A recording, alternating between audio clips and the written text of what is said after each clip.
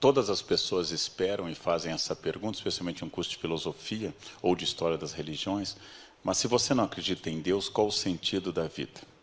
É um pouco dramático responder, porque a minha resposta se aproxima da de Sartre, muito mais inteligente do que eu. A vida não tem sentido. Ou, como diria Shakespeare, uma peça escrita por alguém não muito hábil, recitada por um ator não muito talentoso, cheia de som e fúria, como diz o Macbeth logo depois da tríplice expressão tomorrow, tomorrow, tomorrow. Então, eu não acho que a vida tenha um sentido. Eu não acho que exista algo que eu deva descobrir. Não existe uma essência, e por isso eu não sou religioso. Bem, acontece que para Sartre isso determina a possibilidade de eu viver a essência e não a aparência. Se não há um modelo de casamento, eu posso construir o meu modelo de casamento. Se não existe um modelo de vida, é válido que eu produza este modelo de vida. Se eu não tenho que buscar, como diz Dostoiévski, se Deus não existe, tudo é permitido. E aí tanto Nietzsche, quanto Freud, quanto Sartre consideram Crime e Castigo uma das obras definidoras de tudo, e Ismon Karamazov também. Se Deus não existe, tudo é permitido, é que no fundo tudo é permitido. Mas como diz Paulo, nem tudo é lícito. Tudo é permitido, mas nem tudo é lícito.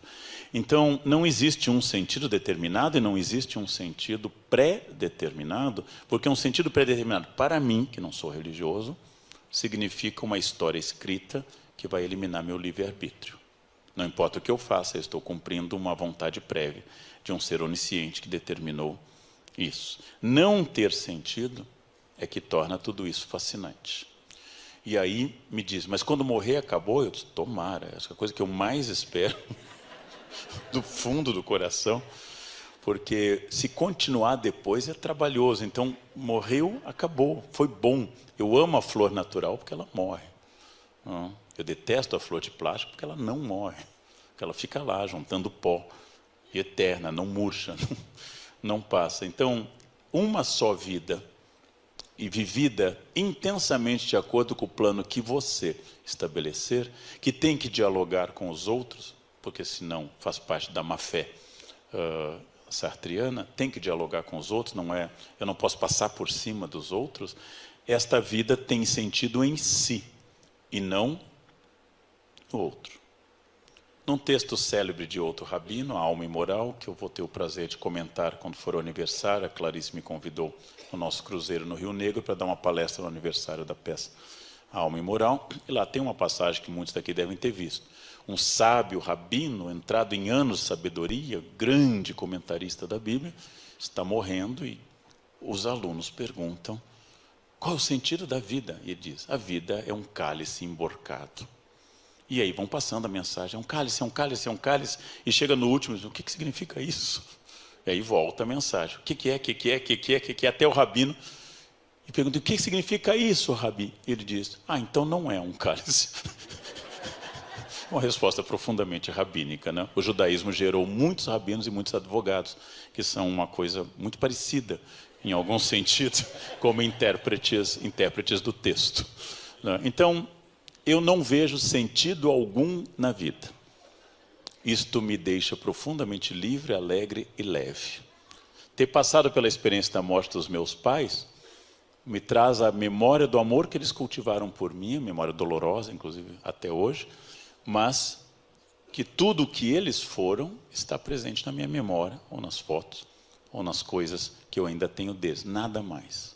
Nada mais, apenas nada mais. Eu sei que isso é difícil para a maioria das pessoas, mas eu sigo aqui Epicuro, que diz, deve-se honestamente viver e tranquilamente morrer. A vida não é um fardo e a morte não é um mal. E na sua carta à felicidade ele acrescenta, não se preocupe, você nunca estará com a morte, porque quando você estiver, a morte não estará. E quando a morte estiver, você não estará, você nunca estará com a morte.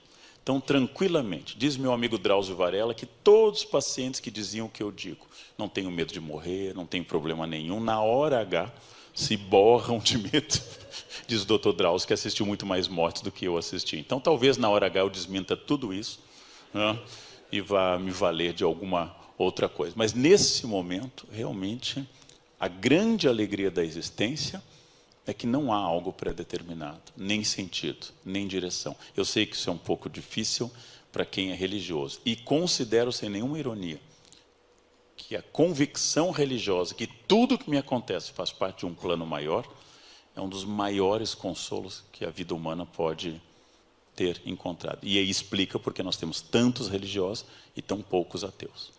Os ateus são minoria em quase toda a sociedade, provavelmente com exceção hoje da Suécia, mas o ateísmo era sempre projeto de Estado. União Soviética, Cuba, China, maoísta. E as pessoas são naturalmente religiosas, porque é mais lógico, não é? É mais lógico. E como diz meu amigo Pondé, infelizmente a ciência não seca nenhuma lágrima. E a religião seca lágrima. Eu não posso chegar à mãe que perdeu o filho e dizer, seu filho é formado de unidades de carbono. Como toda unidade de carbono se decompõe na natureza, inclusive a senhora, que vai morrer em breve. E não há por que chorar, porque a senhora também vai morrer, eu também vou morrer. Né? Nenhuma mãe, pensando desse ponto de vista, você tem razão. Mas se eu disser, seu filho está no céu, parou de sofrer, e agora nos aguarda quando vamos reencontrá-lo, e está nos olhando e nos protegendo, essa é uma frase muito mais animadora. Mas como filósofo eu desconfio que toda explicação que me agrada nasceu do meu superego, ou da minha carência. E como filósofo fazendo psicanálise, eu desconfio que tudo aquilo que me agrada funciona como comida. Se é gostosa, engorda. Não é? Tem que cuspir. Se for ruim, emagrece. Então essa é uma questão, para mim, libertadora. Para outras pessoas pode não ser. A vida não tem sentido algum. Por isso é maravilhoso viver. Estar aqui, partilhar conhecimento, não é? Fazer coisas que eu acredito. E um dia, como toda pessoa, absolutamente dispensável, vou desaparecer. Como todos os meus ancestrais um dia desapareceram. Ou como dizia a Bíblia, que eu adoro, voltou ao seio de Abraão. Adoro essa expressão, né? Quer dizer, virou pó, pronto. Virou pó, adoro essa expressão.